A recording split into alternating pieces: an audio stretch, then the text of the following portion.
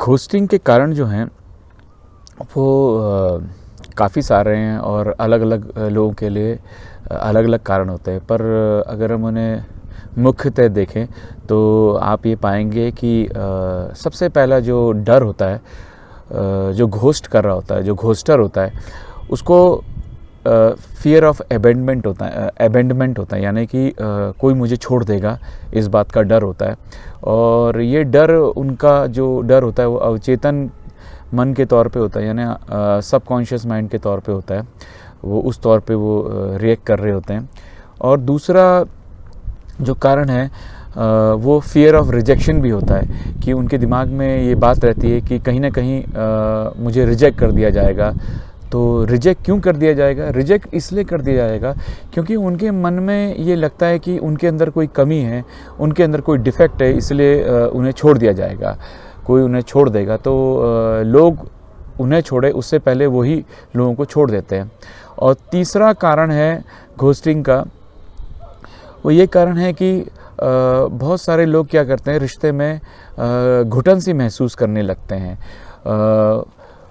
उनको लगता है कि वो अपनी स्वतंत्रता खोने वाले हैं, वो अपनी आइडेंटिटी खोने वाले हैं, और उन्होंने जो सेल्फ के ऊपर जो उन्होंने एक काबू पा रखा है हर चीज़ को खुद करने का, अगर वो लूज़ कर देंगे तो वो अपनी ढाल गिरा देंगे और फिर वो उस स्थिति में आ जाएंगे जहाँ वो कमज़ोर होंगे। तो वो कमज़ोर दिखना नहीं चाहते, होना नहीं चाहते, इसलिए वो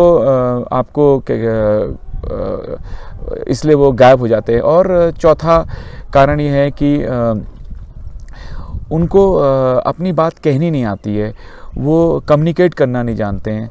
तो ज़्यादातर वो करते हैं कि उन्हें अपनी नीड्स होती हैं, जब वो कहना नहीं जानते तो उन्हें लगता है कि बेहतर यही है कि वो गायब हो जाएं। लेकिन उसे हर व्यक्ति है वो अलग अलग तरीके से सोचता है। तो कुछ लोग होते हैं जो इनसिक्योर्ड होते हैं, उन लोगों को इस बात की बड़ी पीड़ा होती है, बहुत दुख होता है, बहुत कष्ट होता है। उनका सामने से तो पैरों तले ज़मीन खिसक जाती है और परेशान हो जाते हैं, डिप्रेशन में आ जाते हैं, अपने आप को अपने ऊपर शक करने लग जाते हैं। उनकी एकदम से उन्हें लगता है कि शायद मेरे अंदर कोई कमी है, वो इसलिए मुझे किसी ने छोड़ दिया। तो उनके दिमाग में कई सारे ख्याल आते हैं और वो परेशान रहते हैं, ढूंढते रहते हैं आखिर क्या हुआ होगा, क्या हुआ होगा, कौन सी ऐसी मिस्टेक हुई होगी। और वो बहुत कोशिश करते हैं कि काश मैं इन गलतियों को सुधार दूं, काश मुझे समय मिल जाए कि पीछे जाके मैं देखूं ऐसा क्या था। और कोई व्यक्ति उनकी बात का उत्तर नहीं देता। उनके पास जो उत्तर ना मिलना है वो क्या करता है, हमारा जो दिमाग है उसको आंसर चाहिए होता है हर चीज़ों का, वो हर चीज़ का उत्तर जानना चाहता है। और जब हमें उत्तर नहीं मिलता तो हमारा दिमाग बेचैन हो जाता है और कारणों को ढूंढता रहता है। उन कारणों में वो अपने को ही इसका ज़िम्मेदार मानता है। तो ऐसे में आप इसमें अपनी गलती ना माने, आप इसमें ये समझिए कि दूसरा व्यक्ति जो है ये उसकी तरफ से ये सारी समस्याएं हैं जिसकी वजह से वो कह रहा है।